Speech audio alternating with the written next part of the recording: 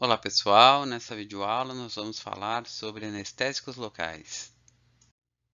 Então, nós temos como objetivo entender o mecanismo de ação dos fármacos anestésicos locais e conhecer os principais fármacos utilizados na medicina veterinária para produzir anestesia local.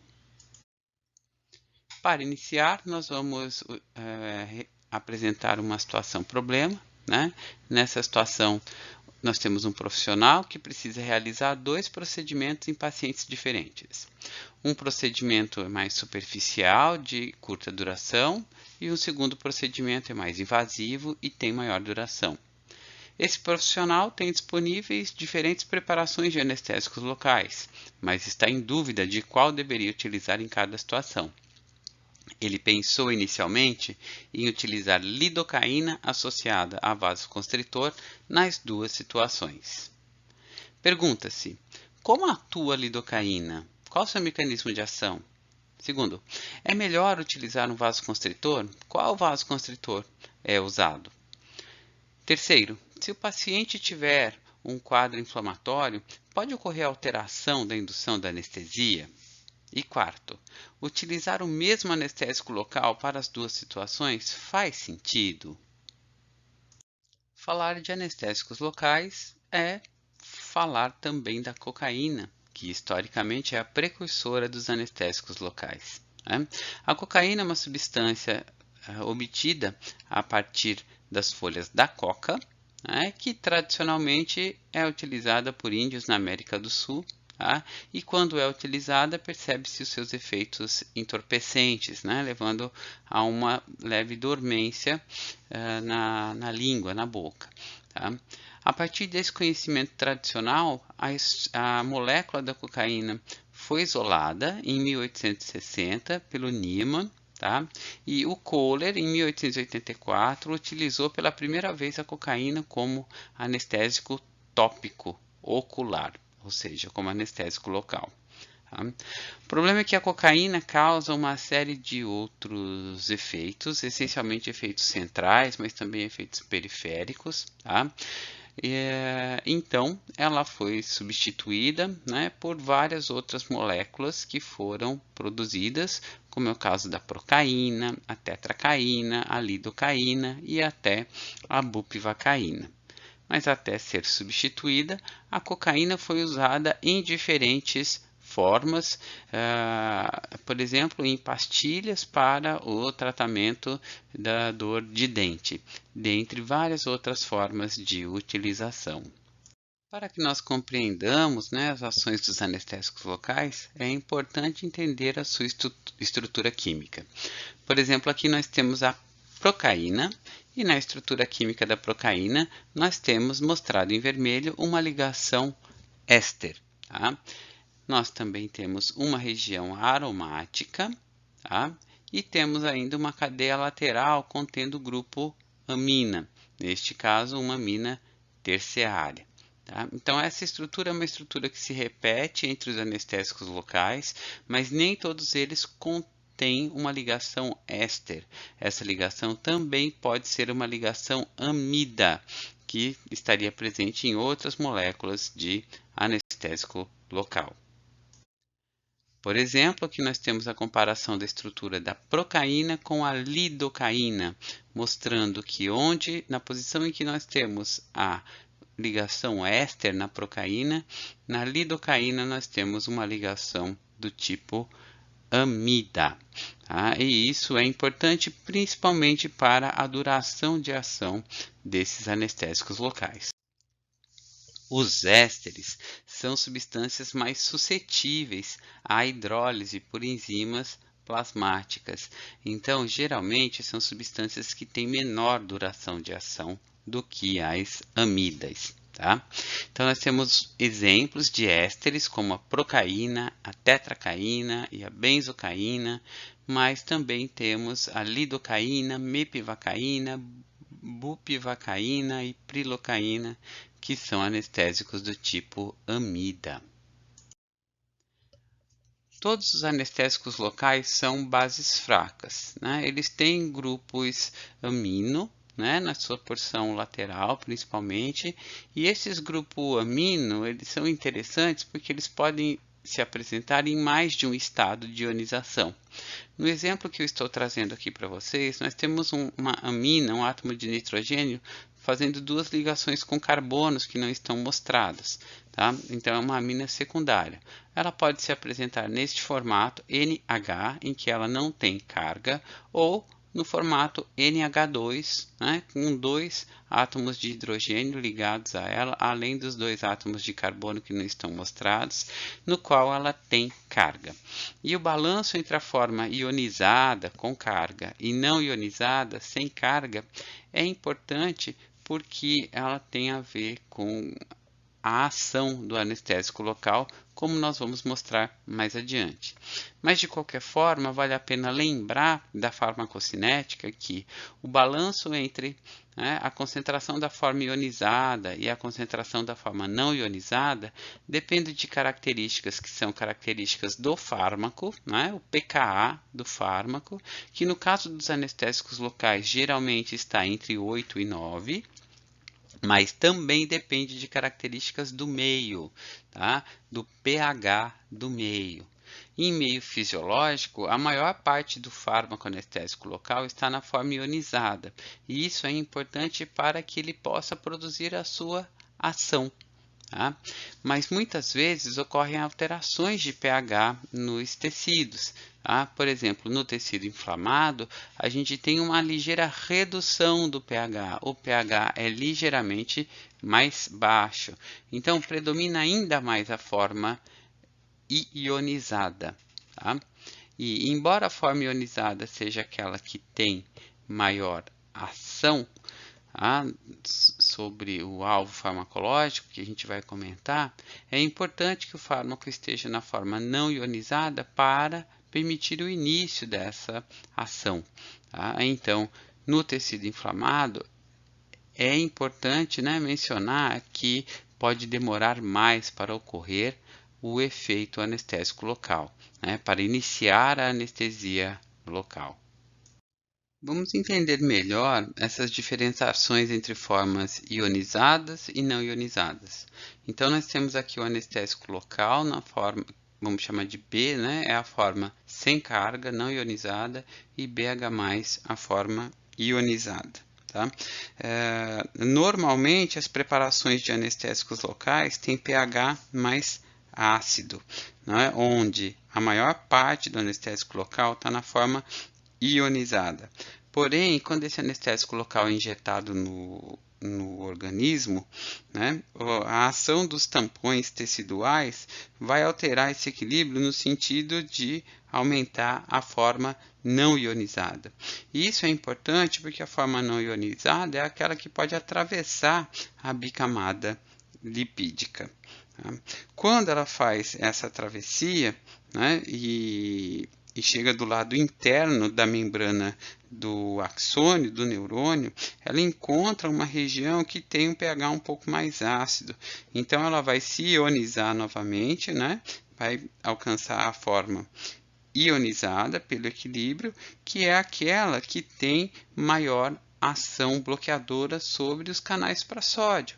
É aquela que é a mais ativa. Então, é importante que o anestésico local esteja na forma não ionizada, sem carga, porque ele precisa penetrar pela bicamada lipídica, pois o sítio de ligação no receptor é interno, mas também é importante que ele, pelo equilíbrio, se desloque para a forma ionizada, porque é ela que tem maior atividade.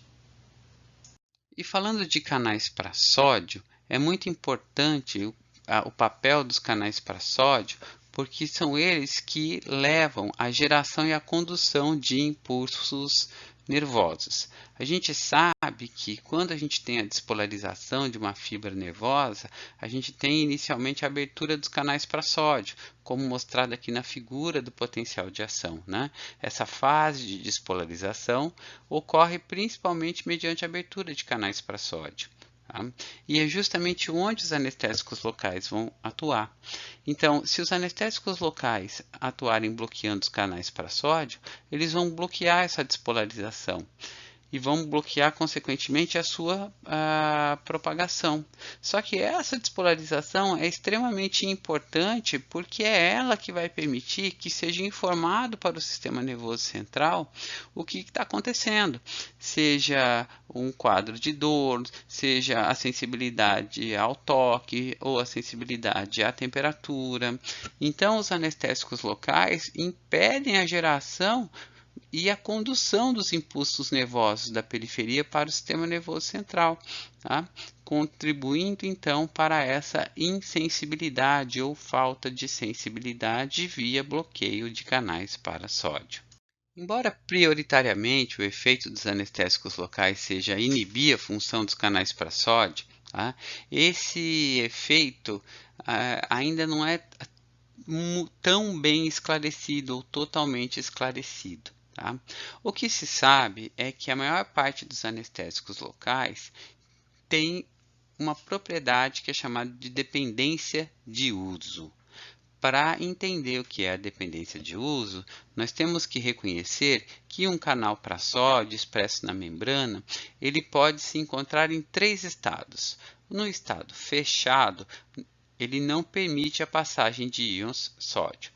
No estado aberto, ele permite a entrada de íons sódio que vão contribuir para a despolarização.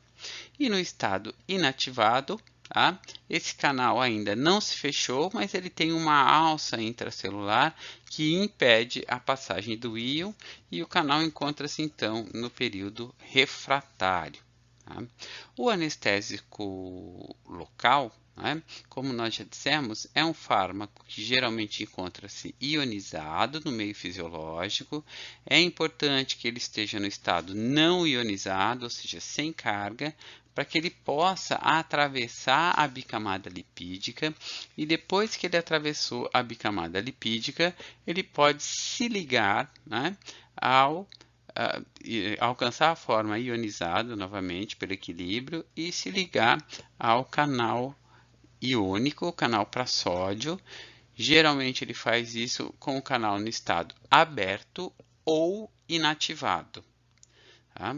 Essa é chamada de via hidrofílica. Por que via hidrofílica? Porque é a forma ionizada, a forma mais hidrofílica do anestésico local, que se liga aos canais, tanto no estado aberto, mas também no estado inativado.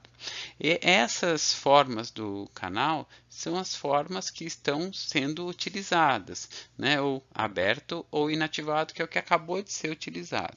Como o anestésico local se liga mais preferencialmente ou com maior afinidade a essas duas formas e não tanto ao canal no estado fechado, essa via é chamada de via dependente de uso, porque o anestésico local vai ter mais ação onde tiver maior frequência de despolarização, ou seja, onde tiver mais canais abertos ou inativados que acabaram de ser utilizados. Esse é o mecanismo mais reconhecido para a ação dos anestésicos locais, mas não é o único mecanismo descrito na literatura. Também há descrições de que os anestésicos locais, na sua forma não ionizada, podem se associar aos canais iônicos. Tá? Essa é chamada de via hidrofóbica, porque é a forma não ionizada, que tem características mais hidrofóbicas. Tá? Essa forma é entendida como uma forma não dependente de uso. Não sendo dependente de uso, significa que o anestésico local poderia se ligar a qualquer um dos estados de ativação do canal, tanto para o canal fechado, quanto aberto, quanto inativado, embora a figura mostre apenas o inativado. Tá? Então, são descritas duas formas de ação dos anestésicos locais, pela via hidrofílica, pela via hidrofóbica. Tá? A diferença entre elas é que a via hidrofílica é dependente de uso, afeta mais o canal aberto ou inativado, e a via hidrofóbica não é dependente de uso, podendo afetar as 3 formas ou estados do canal iônico. De um jeito ou de outro, vai ocorrer a inibição dos canais para sódio e a redução da propagação do potencial de ação. Nem toda fibra nervosa responde da mesma forma ao efeito dos anestésicos locais. Nós temos fibras de menor diâmetro e fibras de maior diâmetro. Então, as fibras A delta, fibra 6, fibras de nervos autonômicos, né, simpáticas, por exemplo, tá, têm menor diâmetro e são afetadas primeiro no decurso temporal da ação dos anestésicos locais, antes de fibras de maior diâmetro. Isso tem implicações para a forma que ocorre o efeito desses fármacos. Então, primeiro se perde a sensação dolorosa, a sensação tátil ou a sensação à temperatura, que normalmente são conduzidas principalmente pelas fibras A delta e fibra C. Na sequência, é que se perde a função motora, que normalmente são conduzidas por fibras de maior diâmetro. Os anestésicos locais são fármacos que são injetados para produzir ação no local, né, da injeção. Então, normalmente, a gente não espera que esse fármaco alcance a corrente sanguínea para produzir o seu efeito, né? A gente não espera que esse fármaco se distribua para produzir o seu efeito. Essa distribuição pode ocorrer naturalmente porque esse fármaco vai ser retirado pela corrente sanguínea. Tá? Então, é muito importante a questão da dose administrada, porque quanto maior a dose, maior a possibilidade de que maior quantidade de fármaco alcance a circulação e acabe contribuindo para os efeitos indesejados e não necessariamente para a anestesia local. Tá? Normalmente esses fármacos são aplicados ou topicamente ou por injeção local. Tá? Geralmente essa injeção pode ser intradérmica, subcutânea, havendo até a possibilidade de injeção intravenosa, como nós vamos mencionar. Tá? Nós temos ainda a lidocaína, tá? Que é um fármaco que pode ser administrado para tratar arritmias, como antiarrítmico. Então, neste caso, a gente quer que essa substância alcance a corrente sanguínea, tá? Mas ela não é administrada por uma via enteral, tem que ser uma via parenteral, porque ela não tem absorção por vias enterais. Um outro fator importante é a vascularização do tecido. Tá? Quanto maior for a vascularização do tecido, quanto mais irrigado ele for, maior vai ser a retirada do anestésico local de onde ele foi injetado. Então, quanto mais rapidamente ele for retirado, mais rapidamente vai cessar o efeito. Isso é tão importante que muitas vezes se utiliza substâncias vasoconstritoras, por exemplo, a adrenalina, porque a adrenalina, ao produzir vasoconstrição, vai diminuir a retirada do anestésico local pela corrente sanguínea, porque está passando menos sangue naquele local. Então, reduzindo a retirada do anestésico local pela corrente sanguínea, esse anestésico vai ficar mais tempo no local injetado e a gente vai ter maior duração dessa anestesia. Tá? Além disso, uma outra questão importante são as propriedades físico-químicas dos anestésicos locais, como a sua lipossolubilidade, o tamanho da molécula, se é amida ou éster, como nós já comentamos. Né? Para ter um exemplo, vamos comparar a lidocaína, cujo pKa é 7,7, e a bupivacaína, cujo pKa é 8,1. Para a lidocaína, nós temos em torno de 35% dela na forma não ionizada no pH tecidual, considerando 7,4 pH tecidual. Para a bupivacaína, com este valor de pKa de 8,1, nós temos apenas aproximadamente 15% dela não ionizada em pH tecidual. Então, para a lidocaína, nós temos uma maior proporção de fármaco não ionizado. Só que lembrem-se que o fármaco não ionizado é aquele que atravessa a bicamada lipídica para permitir o acesso né, ao sítio receptor. Então, dessa forma, nós podemos considerar que esse evento vai ocorrer mais rapidamente para a lidocaína, o que significa que, no caso da lidocaína, nós teremos um período de latência menor, ou mais curto, né? A lidocaína vai produzir o seu efeito mais rapidamente por conta dessas questões. Além disso, nós temos questões relacionadas ao metabolismo e à excreção. Os fármacos que são do tipo éster, eles são degradados principalmente ainda no plasma, ainda na corrente sanguínea, pela presença de esterases plasmáticas. Então, eles são degradados e os produtos da degradação aparecem na urina. Já os fármacos do tipo amida, eles precisam ser direcionados para o fígado, onde eles são metabolizados por enzima do citocromo P450 e os seus metabólitos são excretados pela urina.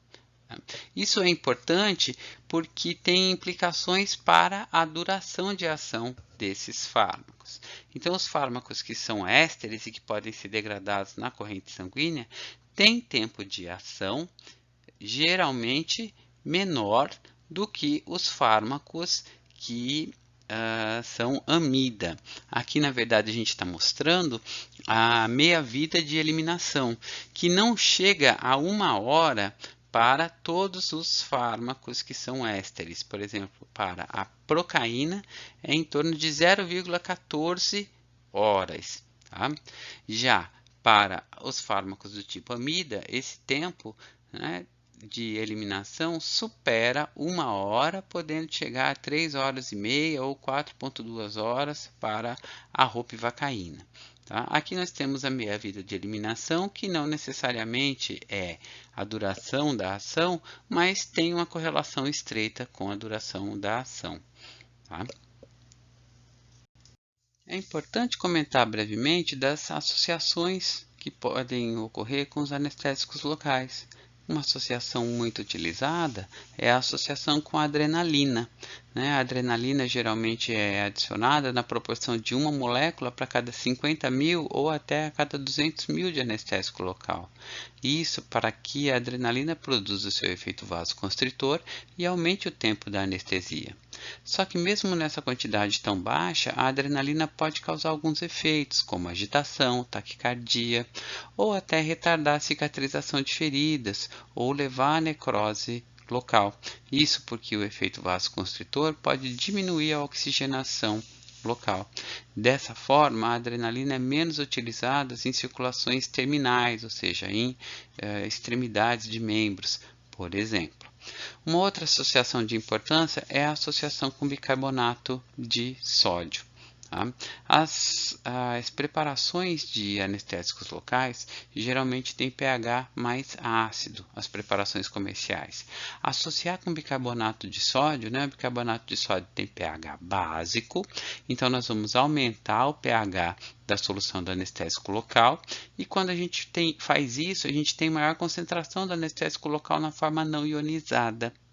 Lembrem que é importante o anestésico local na forma não ionizada, porque ele precisa atravessar a bicamada lipídica para permitir que seja gerado o efeito.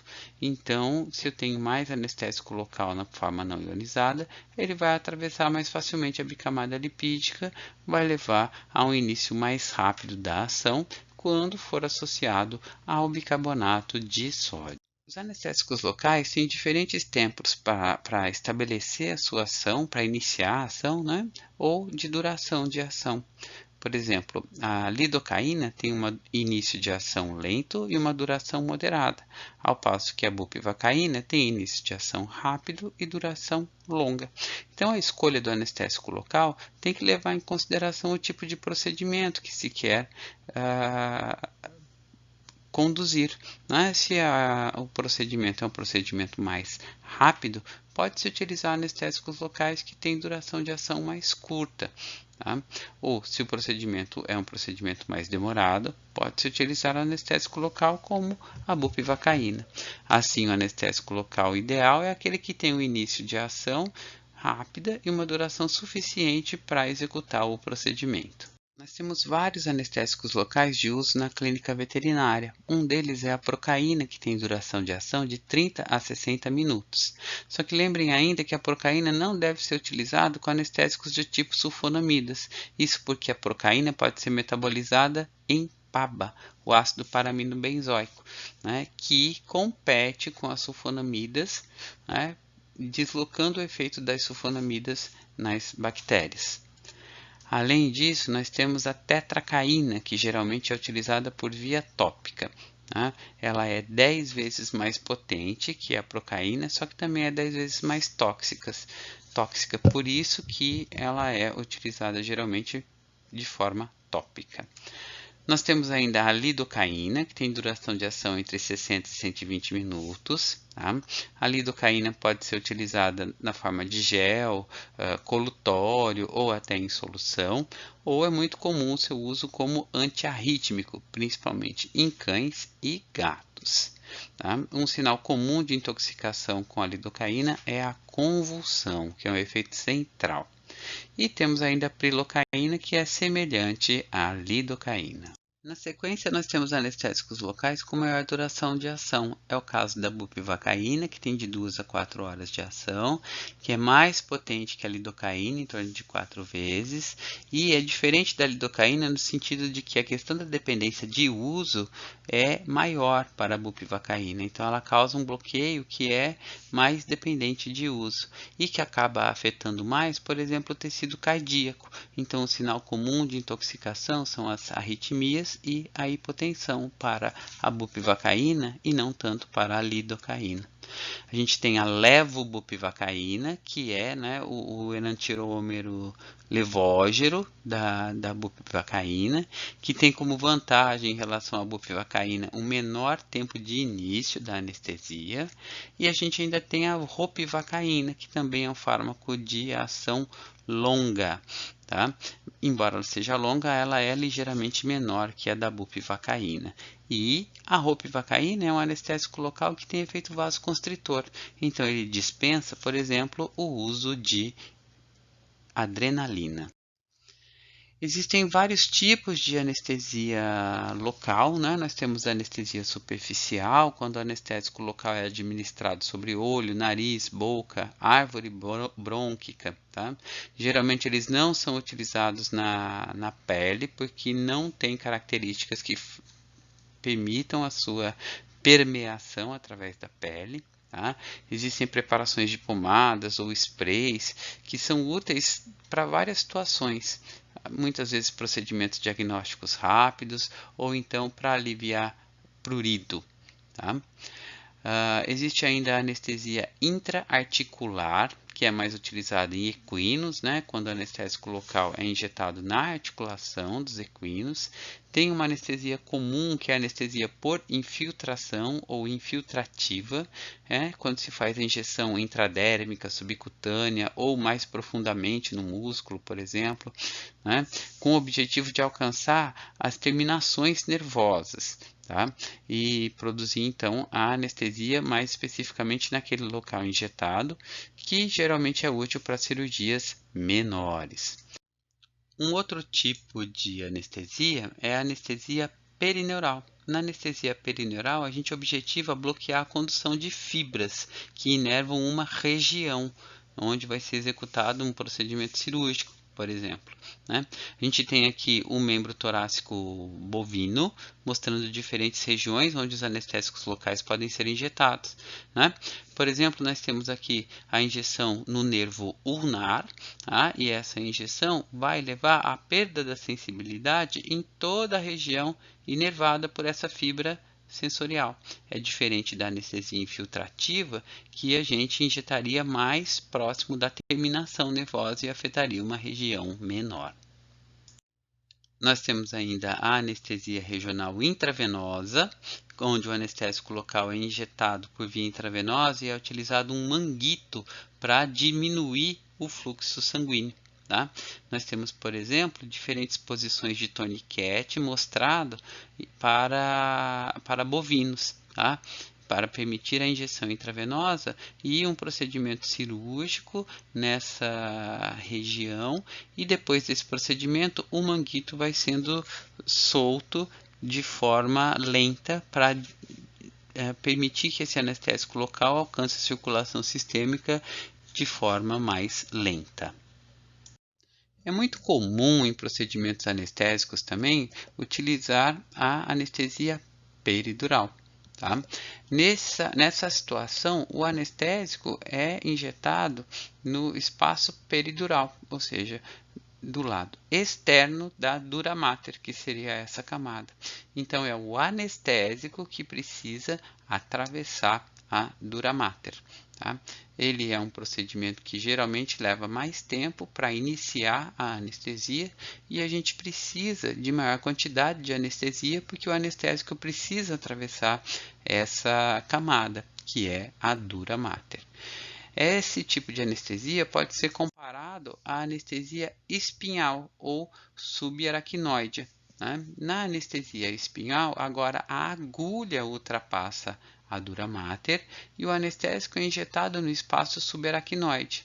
Como é a agulha quem ultrapassa a dura mater, a gente consegue utilizar menor quantidade de anestésico e o efeito anestésico se inicia mais rapidamente. Tá? Então, lembrando que a agulha ultrapassa a dura mater, mas ela não atinge a medula. Né? E tanto na anestesia espinhal quanto na anestesia peridural, a gente quer que o anestésico alcance o líquido cefalorraquidiano. Tá? Então, a anestesia espinhal, né, em humanos é conhecido como raquianestesia. Tá? Ela é muito útil em cirurgias de membros, de abdômen inferior, em vários tipos de cirurgias. Em humanos, ela é muito utilizada como auxiliar para anestesias do tipo cesarianas. Em relação às reações adversas ou efeitos indesejados causados pelos anestésicos locais, né, nós temos efeitos principalmente no sistema nervoso central e no sistema cardiovascular. Os efeitos centrais incluem sedação, confusão, agitação, tremores, convulsão e depressão respiratória em doses mais altas. Tá?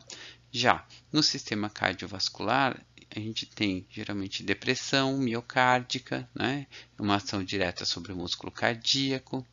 Em alguns momentos pode-se ter vasodilatação, levando à hipotensão, tá? E até arritmias para fármacos como a bupivacaína. Lembrando que a lidocaína tem um efeito antiarrítmico que é clinicamente útil. Tá? Esses efeitos são efeitos que geralmente ocorrem quando se tem a injeção intravascular acidental ou quando se utiliza uma dose excessiva do anestésico local. Ou seja, geralmente eles estão mais associados a um erro no procedimento, embora eles também possam ocorrer mesmo que o procedimento esteja sendo realizado da forma normal, mas é muito mais comum quando tem um erro de procedimento. Em humanos, é muito descrita a presença de reações alérgicas aos anestésicos locais, porque esses anestésicos locais podem interagir diretamente com a superfície dos mastócitos. Né? Então, nós temos dermatite, broncoconstrição, angioedema, urticária e até respostas anafiláticas, que são mais comuns com anestésicos locais do tipo ésteres do que amidas. Só que essas reações elas são mais frequentes em humanos do que na clínica veterinária. Bem, gente, nessa aula nós falamos então sobre fármacos anestésicos locais, né? Falamos sobre questões como a estrutura química desses fármacos, as suas propriedades físico-químicas, como elas afetam a ação desses fármacos. Tá? Falamos sobre o seu mecanismo de ação, sobre associações com outros fármacos e sobre os principais anestésicos locais e as formas de utilização desses fármacos na prática clínica. Espero que vocês possam ter aproveitado.